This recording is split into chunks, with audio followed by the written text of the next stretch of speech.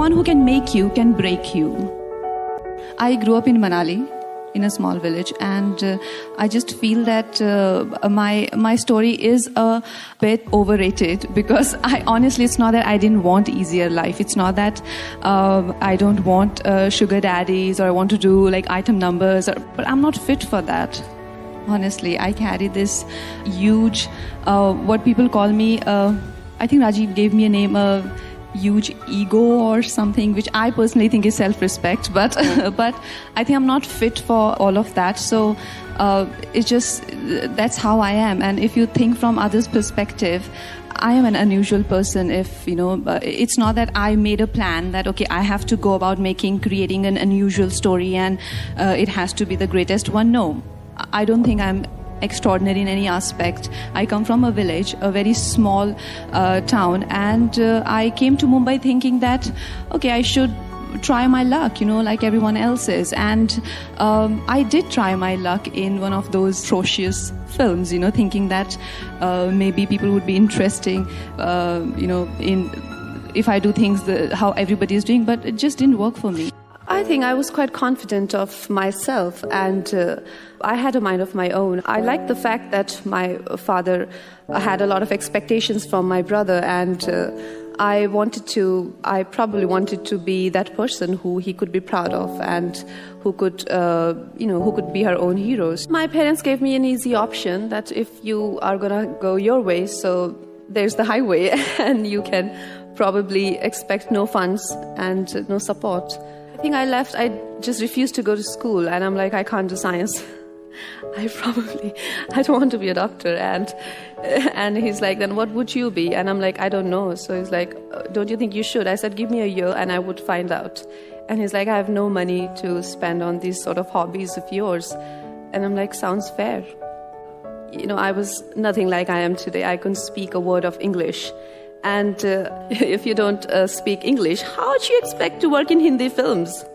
And like I said, my parents saw me as someone else. They saw me as someone who was a liability, but that didn't change my understanding of my abilities and myself. And when I came to Mumbai, they saw me as this village woman who had a weird accent and weirder appearance, I guess. But I didn't see myself like that. I thought of myself a lot more than just, I am a lot more than my appearance or my age or my color or my hair.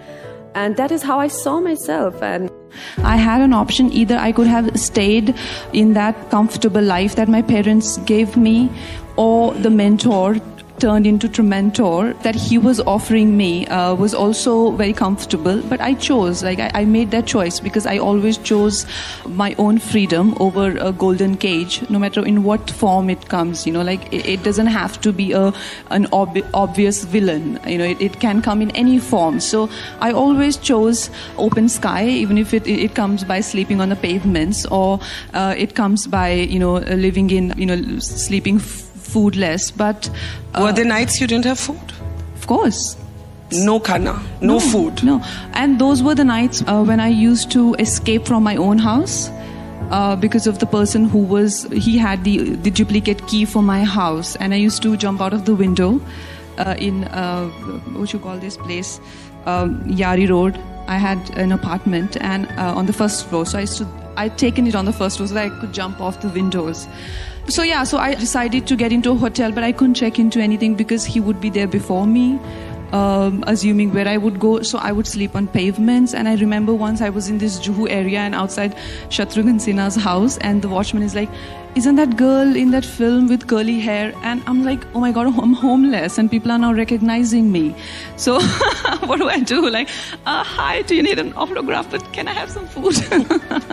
So it was getting a bit difficult. I mean, then I went to cops and they took care of everything. But that was the part. But it's not that I did not have an option. If I succumb to the pressure that, I think many women succumb to, I have a simple philosophy. Number one, the one who can make you can break you. Okay, so the one who will make you, he'll make you, it'll be an exchange, it'll be a deal, a barter of some kind. So you will always be a puppet on strings. So, I mean, what's the point of having a journey? What's the point of leaving your father's house in the first place? If you want to be a puppet, then be a puppet in your father's or husband's hands, because these people are gonna maybe, sort of use you or get fed up of you in a year or two, and then there will be another story.